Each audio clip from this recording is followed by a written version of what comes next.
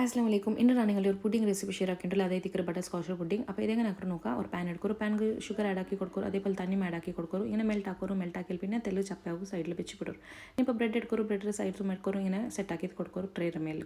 ഇനിയിപ്പോൾ again sauce pan എടുക്കും, sauce പാൻക്ക് sugar add ആക്കും, ಪ್ಯಾರಲೈನ್ ರೆಡಿ ಹಾಕೋರು ಕ್ಯಾಶ್ ಇಟ್ಟಿತ್ತು ಅದರ ಕೌಂಟರ್ ಮೇಲೆ ಇಟ್ಟಿತ್ತು ಇങ്ങനെ ತೆಲ್ಗಿ ಒರೆಸಿತ್ತು ಸೆಟ್ ಹಾಕಿದ್ದು കൊടുക്കോರು അതിൽ പിന്നെ സെയിം പാൻക്ക് അഗെയിൻ ഷുഗർ ആഡ് ആക്കി കൊടുക്കോರು ഷുഗർ മെൽറ്റ് ആയി വരുമ്പോൾ ക്യാരമലൈസ് ആയുമുണ്ട് അതിൽ പിന്നെ നിങ്ങൾ തെല്ല് ബട്ടർ ആഡ് ആക്കി കൊടുക്കോರು ബട്ടർ ആഡ് ആക്കി കൊടുക്കുമ്പോൾ തെല്ല് പാൽ ആഡ് ആക്കി കൊടുക്കോರು പാൽ അല്ലെങ്കിൽ ഫ്രഷ് ക്രീം അല്ലെങ്കിൽ വിപ്പ് ക്രീം ഇട്ടിട്ട് കൊടുക്കുക അതിലിങ്ങനെ മിക്സ് ആക്കിയാൽ പിന്നെ കുത്തി കട്ടാക്കിയിട്ട് ഞങ്ങൾ ഓക്കെ ಪ್ಯಾರಲೈನ್ ರೆಡಿ ಅವರು ഇനിയിപ്പോൾ ഞങ്ങൾ സെറ്റാക്കി വെച്ച ബ്രെഡിക്ക് തെല്ല് ഷുഗർ സിറപ്പ് ആഡ് ആക്കിയിട്ട് ഇനി വിപ്പ് ക്രീമും തെല്ല് സോസ് ആഡ് ആക്കിയിട്ട് ഇങ്ങനെ ഒരു ക്രീം റെഡി ആക്കിയിട്ട് എടുക്കുക ഇനിയിപ്പോൾ ഞങ്ങൾ ട്രേക്ക് എല്ലാം സെറ്റാക്കിയിട്ട് കൊടുത്തോണ്ട് പോയി സോസും എല്ലാം ഇട്ടിട്ട് ക്രീമും എല്ലാം ഇട്ടിട്ട് ഇങ്ങനെ ജൻ ലെയർ ആക്കിയിട്ട് സെറ്റാക്കിയിട്ട് വെച്ചെങ്കിൽ നല്ലൊരു അടിപൊളി റെസിപ്പി ಈ ರೆಸಿಪಿರೋ ಡೀಟೇಲ್ಸ್ ಬೇನುಂಟಾಗಿ ನನ್ನ ವೀಡಿಯೋಸ್లో పోయి ಚೆಕ್ ಹಾಕೋರು ವೀಡಿಯೋസും ವ್ಲಾಗ್സും ರೆಸಿಪೀസും ಎಲ್ಲ ನಾನು ಶೇರ್ ಹಾಕಿರಿ ನನ್ನ ವೀಡಿಯೋಸ್లో അപ്പോൾ ഒരു ലൈക്കും സബ്സ്ക്രൈബ് ആക്കും മറക്കണ്ട